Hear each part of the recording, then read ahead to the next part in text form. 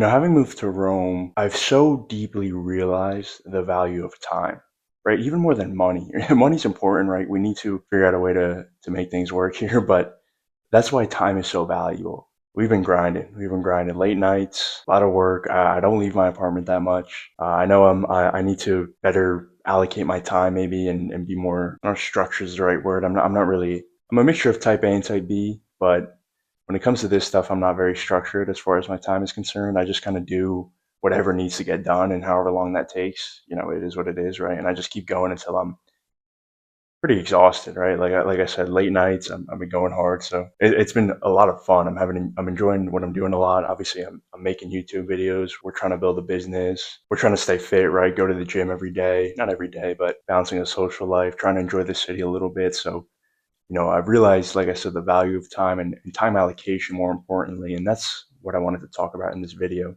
I've realized the value of cutting out things that don't serve you. In relation to time, I'm talking about maybe social media scrolling, right? Watching movies and TV and who you're spending your time with, who you're giving your time to, stuff like that. So it's taught me to almost condense the buckets in which I can place my time, right?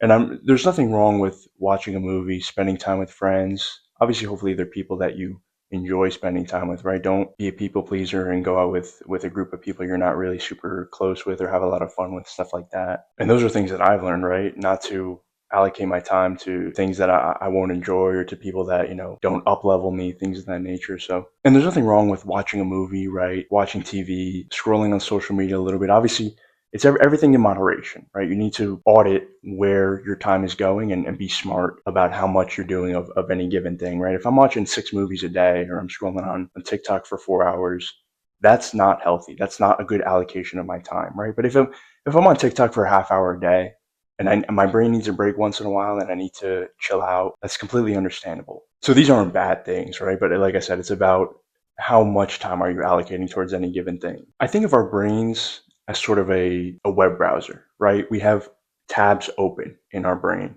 that we have to go grocery shopping. We have to call our friends. We have to work on X, Y, or Z. We have to go to the gym. We have to clean the house. We have to cook food. You have all these tabs in your brain, and I think it's important for us to close as many as possible, close the tabs that don't serve us, and just, like I said, condense those buckets. Be diligent, be smart, audit your time, your brain, where your priorities are so that you maximize productivity, you reduce the chances of burnout, and you get the things done that have to get done. And once you do that, obviously, like I said, enjoy things, right? Go out, go for a walk. Those are healthy things. Go out with your friends, have fun, watch movies, watch TV, but make sure your priorities are correct, you're allocating your time correctly. And like I said, with the tabs, don't jumble up things in your brain and get all crazy and have 100 things you have to do, right? So I've learned to do that, right? I have a strict set of things that I need to accomplish in any given day. And that's where my focus is.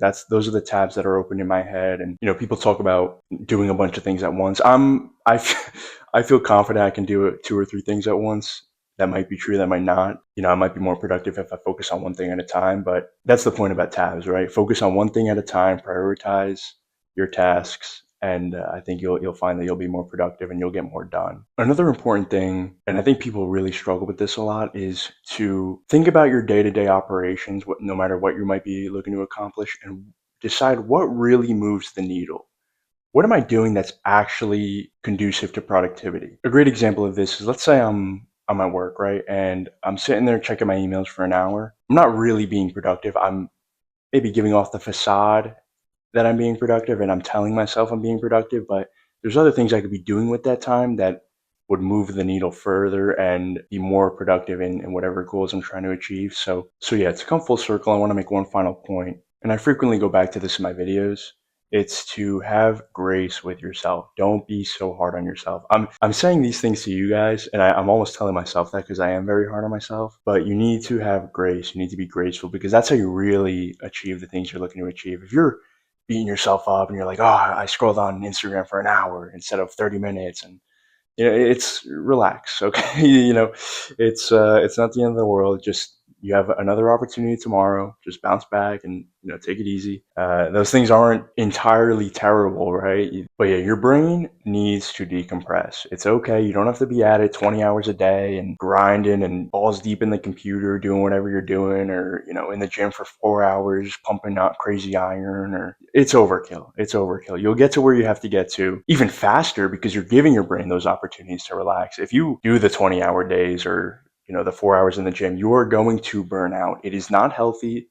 It's not going to get you to where you want to get to faster. It's really counterproductive. So it's okay to let your mind wander, because I think there's levels, right? Your brain goes up in productivity, then it comes down, then it comes baseline, and you're not always up here, and then you know what I mean? You fall off a cliff. It's, you need to have the up and down, and that creates less friction, I think, in your creative process, or, whatever you're doing. So don't go overkill in that sense either, right? Don't be scrolling for 3 hours. That's more so avoidance than anything, right? You're not taking a break. You're just not doing what you should be doing, right? So it's, like I said, it all comes down to time allocation. How much time are you putting in each bucket, right, to get closer to achieving your goals?